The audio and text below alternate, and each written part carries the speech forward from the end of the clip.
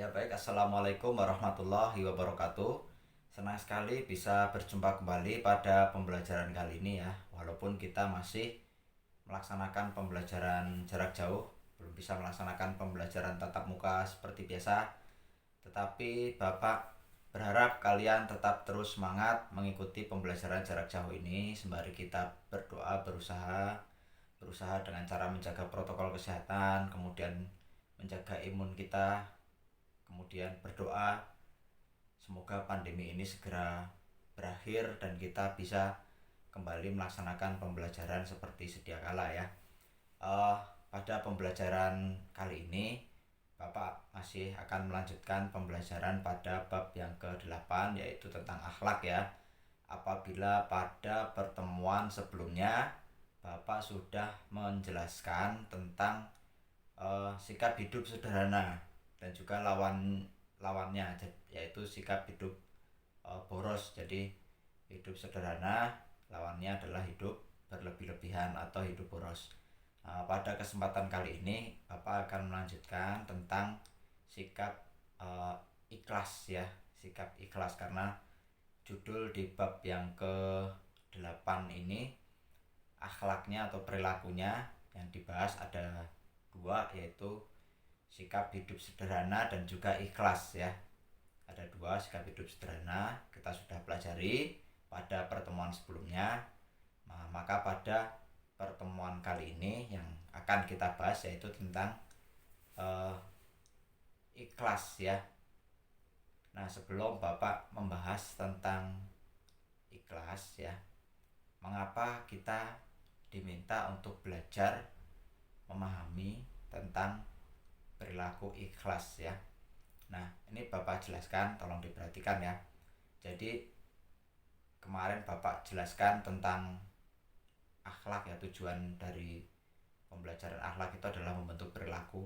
Karena apabila seseorang itu sudah memenuhi yang pertama adalah sudah balik secara usia, sudah matang, ditandai dengan haid bagi perempuan, kemudian mimpi basah bagi laki-laki. Satu itu, kemudian dua, dia mumayyiz atau tamyiz. Tamyiz itu berarti dia bisa membedakan baik dan buruk atau bisa dikatakan cerdas. Kasarannya tidak gila gitu ya, tidak idiot, tidak keterbelakangan mental. Nah, maka apabila kedua hal itu sudah terpenuhi, maka baginya sudah akan dicatat dosa. Dosa dan pahala sudah mulai dicatat oleh malaikat Rokib dan juga Atid. Nah, uh, kenapa, apa kaitannya dengan ikhlas ya? Jadi gini, uh, yang bisa menambah pahala salah satunya itu adalah ibadah, betul ya? Ibadah itu nilai pahalanya tinggi ya. Nah, tetapi ada syarat diterimanya ibadah seseorang ya, selain dari dua tadi. Yang pertama adalah sudah balik, sudah dewasa atau cerdas atau tamyiz. Ada syarat yang lain yaitu ikhlas ya. Jadi apabila seseorang belum balik, dia sholat ini, walaupun pahalanya itu menjadi pahala orang tuanya ya, belum dicatat ya sama malaikat, tapi dia juga nggak dosa juga. Ini kalau sudah dewasa ini sudah dicatat. Nah, kemudian tamyiz, tidak mengalami keterbelakangan mental. Artinya kalau orang gila itu sholatnya nggak diterima ya, tidak menambah pahala bagi dia. Mungkin kalian sering melihat ya, orang gila sholat itu sholatnya tidak diterima karena kadang tidak mengikuti aturan yang berlaku. Misalnya sholat itu harus berpakaian yang menutup aurat, kadang orang gilanya cuma pakai celana doang ya sholat, yaitu kadang harus berwudu kan, suci, kadang itu udah sebulan tidak mandi ya, dan banyak lagi. Yang jelas kalau orang gila kemudian belum balik, belum dewasa, itu ibadahnya belum diterima. Kemudian yang satu lagi yaitu ikhlas ya. Syarat yang ketiga ini sering dilupakan ya. Ikhlas itu syarat diterimanya ibadah. Nah, apabila ibadah itu tidak dibarengi dengan ikhlas, ini bisa jadi ibadahnya tidak diterima. Bahkan ada ibadah yang apabila tidak dilakukan dengan ikhlas, atau malah sebaliknya, lawan dari perilaku ikhlas itu adalah perilaku riya atau pamer sombong, itu malah bisa menjadi dosa. Nah, jadi ibadah bukannya nambah pahala, malah tambah dosa ya. Nah, ini bahaya sekali. Dijelaskannya di dalam surat Al-Maun ya. Di situ apabila kita ingat pelajaran tentang surat Al-Maun, di situ membahas tentang riya ya. Riya itu adalah perilaku mempertontonkan atau menunjukkan ibadahnya agar dipanggil, agar disebut orang soleh dan sebagainya, ingin dipuji. Nah, itu riya ya. Maka ibadahnya tidak diterima. Ini kan sayang sekali. Kita infak, misalnya kita infak sedekah, kita kan pakai uang, misalnya 100.000, tapi dipamer-pamerkan, aku dermawan nih, aku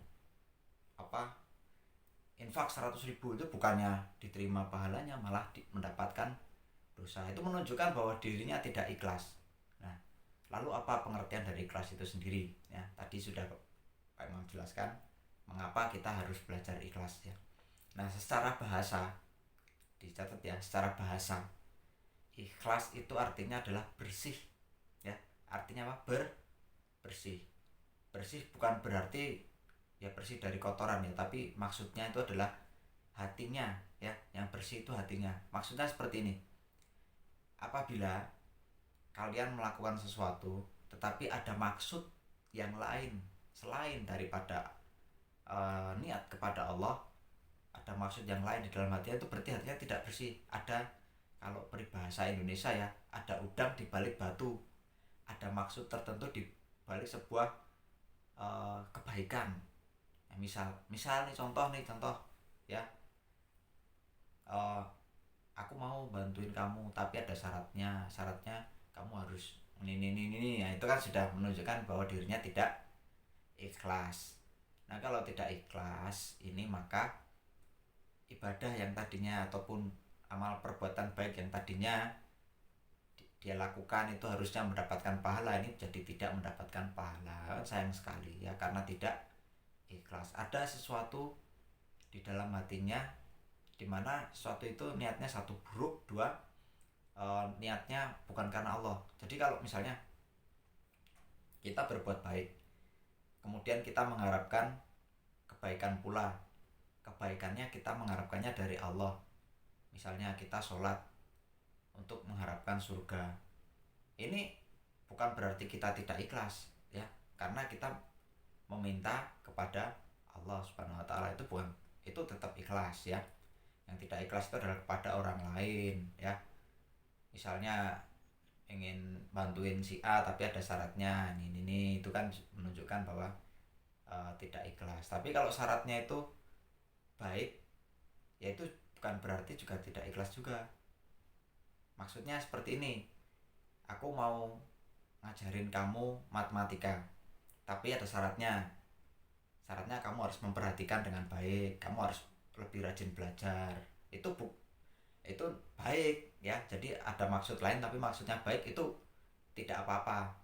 Yang tidak boleh adalah ketika kita mau melakukan perbuatan baik itu ada maksud yang menguntungkan diri kita sendiri ya. Seperti ya, aku mau bantuin kamu tapi kamu nraktir aku, itu kan keuntungan untuk diri kita. Kalau aku mau bantuin kamu tapi kamu harus rajin belajar, harus merubah diri kamu, itu namanya kan kebaikan untuk dirinya, untuk orang yang kita bantu, itu tetap ikhlas ya. Yang tidak ikhlas itu apabila kita bantu orang lain tapi ada maksud tertentu, maksud yang terutama maksudnya itu untuk menguntungkan diri kita sendiri. Nah, mulai dari sekarang apabila kalian sudah paham tentang sikap ikhlas tadi ya, bisa mulai kalian terapkan dalam kehidupan sehari-hari ya. Mulai dari hal-hal yang kecil-kecil seperti hubungan, karena akhlak itu kan hubungan antara diri kita dengan orang lain ya. Perilaku itu kan diri kita dengan orang lain, diri kita dengan Allah, diri kita dengan diri kita sendiri ya. Nah, ikhlas kepada orang lain itu bisa kita lakukan misalnya di lingkungan keluarga, karena sekarang situasi pandemi kita lebih banyak berada di rumah, berarti kita berinteraksinya dengan keluarga kita ya. Nah ini hubungannya misalnya dengan orang tua kita ya. Ketika kita membantu orang tua kita, kita tidak harus dengan apa namanya ada pamrih tertentu, udah membantunya tanpa pamrih. Tanpa pamrih itu tidak minta imbalan. Eh, Mama, aku mau bantu nyapu tapi dikasih duit 5.000 itu kan ada maksud tertentu yang menguntungkan diri sendiri. Bantuin orang tua tapi tidak mengharapkan imbalan ya. Itu namanya ikhlas ya. Semoga setelah pembelajaran ini kalian bisa mencoba lagi untuk menerapkan di dalam kehidupan kalian sehari-harinya tentang sikap ikhlas. Apabila kita biasakan sedikit demi sedikit, lama kelamaan kita akan terbiasa. Tapi kalau kita dari kecil itu tidak dibiasakan untuk ikhlas, sampai besar akan susah karena sudah membentuk karakter. Kalau sudah terbentuk karakter, untuk merubahnya susah. Nah, karena masih anak-anak, masih bisa dirubah. Untuk merubahnya tidak terlalu susah ya. Cukup kita biasakan sehari-hari. Membiasakannya gimana? Kita tidak membiasakan diri kita untuk meminta sesuatu atas apa yang sudah kita kerjakan untuk orang lain, terutama kebaikan untuk orang lain. Itu jangan kita biasakan kita minta timbal baliknya berupa sesuatu yang bisa menguntungkan diri kita sendiri ya. Nah, kalau harapannya misalnya kita bantu tapi syaratnya adalah untuk kebaikan diri dia sendiri atau kebaikan bersama, itu tidak masalah. Itu bukan berarti kita tidak ikhlas, tapi ini adalah untuk kebaikan dirinya sendiri ya. Semoga kalian bisa paham apa yang Bapak jelaskan ya. Apabila masih belum begitu jelas, bisa kalian ulang videonya ya. Sebelum Bapak tutup, Bapak berpesan kembali, tidak bosan-bosannya ya, mari kita jaga protokol kesehatan karena situasi pandemi COVID ini belum berakhir, masih terus berlanjut dan tidak tahu sampai kapan. Yang jelas kita harus tetap selalu berusaha ikhtiar dan juga berdoa kepada Allah semoga dijauhkan dari berbagai macam mara bahaya ya. Sekian pembelajaran kali ini, kurang dan lebihnya mohon maaf. Billahi taufik wal hidayah. Wassalamualaikum warahmatullahi wabarakatuh.